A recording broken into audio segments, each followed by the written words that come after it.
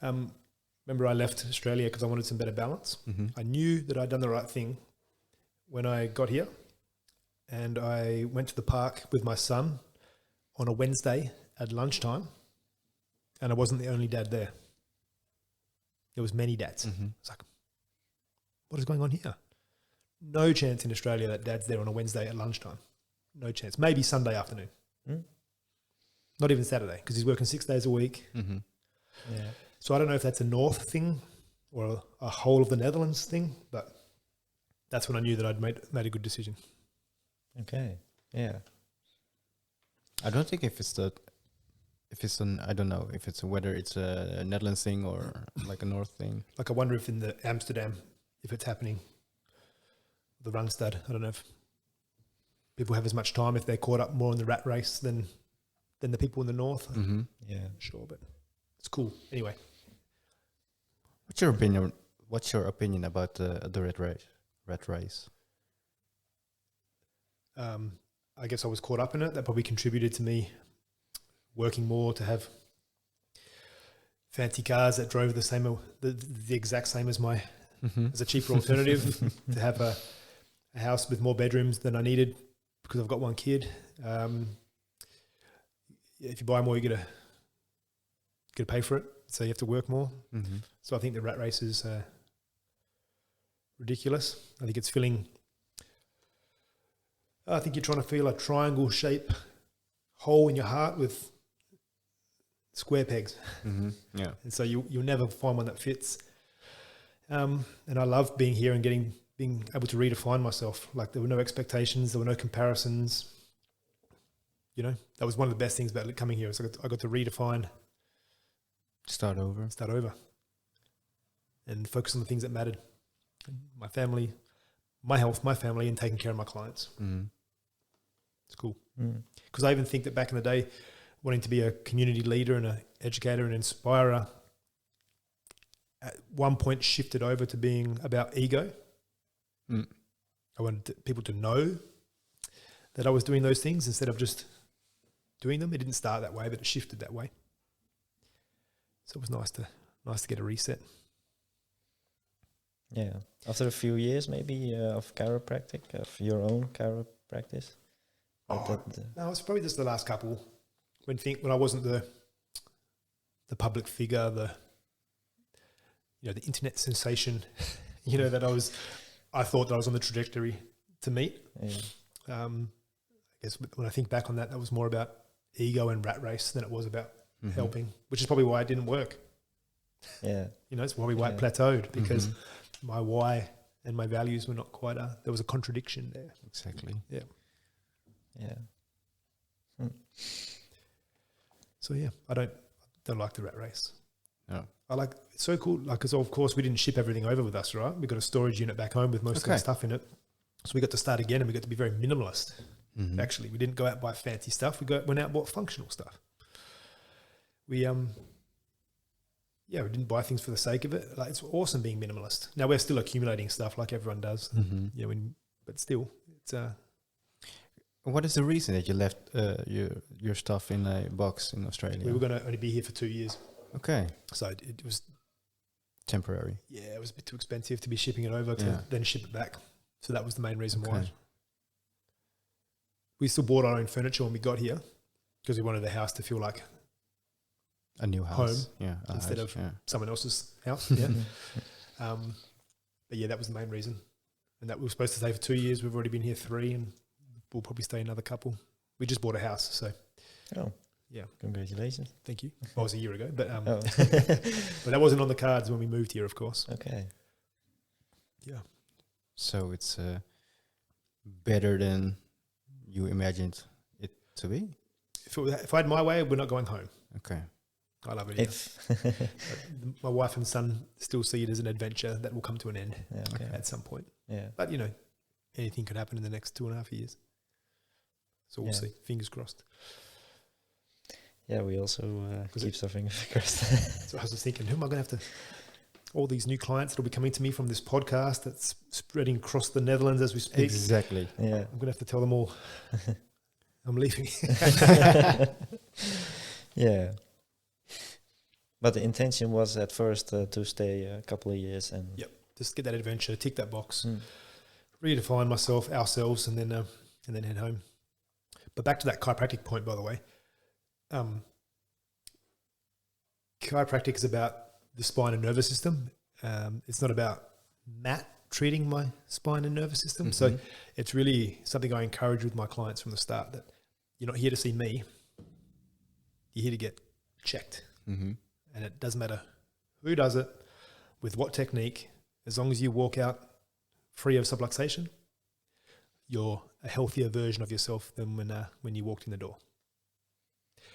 But I do understand that chiropractic is a bit of an intimate relationship too, isn't it? You get up close and personal with people. So I understand why people they like their guy, you know? Yeah, they get attached to their chiropractor. Yeah, I can understand that. But you don't not go to the gym because your favorite treadmill's not there. You just run on the treadmill next to it, right? Because going to the gym's good for you, you know. So you just pick another treadmill. So chiropractic should be like that. Of course, it's a little different. Yeah.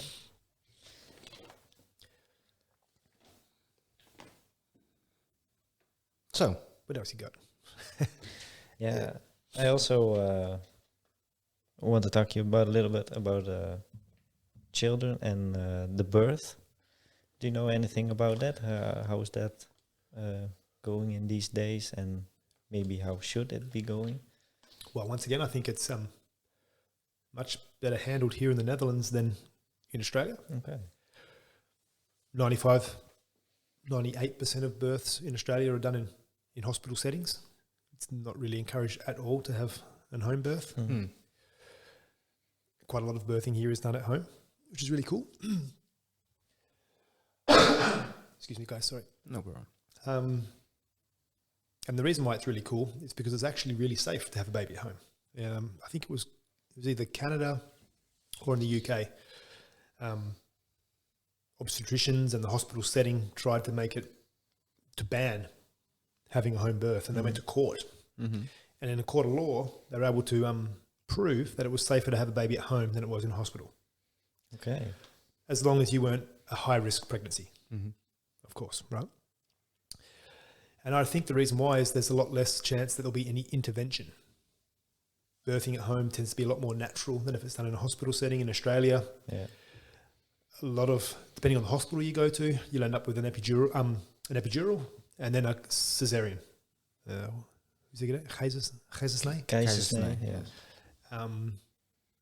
Now, there's a place for a cesarean, of course, if it saves mum and bub. Amazing, right? Like, Yeah. But often we rush there, and that's a very different birthing experience now for that baby, right? And it's not just as simple as making a small cut and then lifting the baby out gently. It's like playing rugby, right? They're really wrestling that baby out of. It's like a WWF scene. Right? They're really wrestling it out of there, right? Okay. And so the moment that you interfere or intervene with the birthing process, I think that sets up potential complications.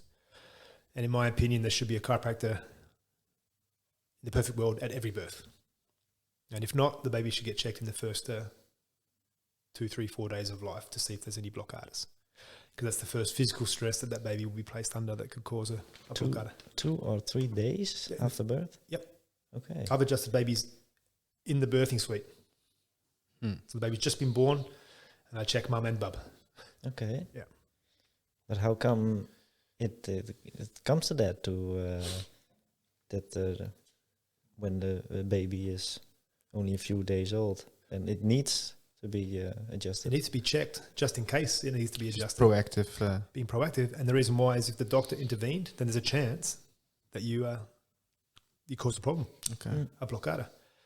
And one of my mentors, one of the Life by Design founders, his name is Joel Richards. His young son was born respiratory issues, wasn't breathing for himself, and they were trying to resuscitate him. And he wouldn't respond to anything that they were doing. They were sucking up the snot from his lungs and had him on a respirator and stuff, and he just wasn't responding. So they essentially handed him over and said, would you like to hold him as he dies? And Joel checked his atlas. That's the top verval in the neck. Mm-hmm. and it was subluxated, and he made a small correction, and his baby started to breathe before their eyes and saved his life. So the respiratory center sits inside the atlas, by the way, so it has a really direct impact on cardiovascular and respiratory health or function, I should say. So for that reason alone, I think there should be chiropractors. Babies should be getting checked by chiropractors at a pretty young age. Because checked doesn't mean treated, right? You listen to the words that I use. Check. Right? Check. Yeah, you should check. Is it a healthy spine and nervous system important? Absolutely. Should we check it to make sure it's working at its best? Absolutely. Absolutely. And not just for babies, right? For anybody that has one. Yeah, most of humans does have one. Yeah, right? most of them. Yeah. Okay. I even adjusted a dog back home. This guy was a bit old, and he walked in dragging his back legs, and the owner said to me earlier in the day, can I check him at the end of the shift? So I brought him in, did some checks, never adjusted a dog before, but you turn him up, they're a bit like a human, right? So did some adjusting, did some movement, pulled on his tail, and he walked out of my office, tail wagging, right? It was cool. He walked out the door of my office, cocked his leg for the first time in like 6 years to pee, and he peed on my car. Hey, Matt, thank you. Guys, I want you to know this is my chiropractor. He's marking his territory. Yeah. So even anything with the spine and nervous system could get checked. Okay. But there are actually specialist animal chiropractors that exist. Mostly they work with horses. Okay. Yeah. So yeah, back to the baby thing. Yeah.